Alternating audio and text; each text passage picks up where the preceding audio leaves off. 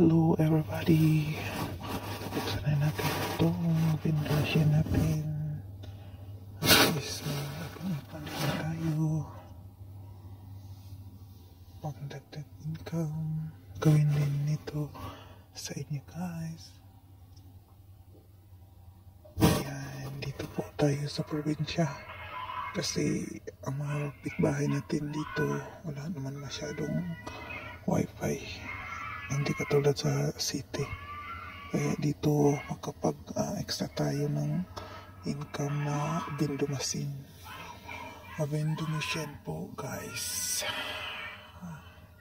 Thank you for watching. Ayan, bibilangin na po namin.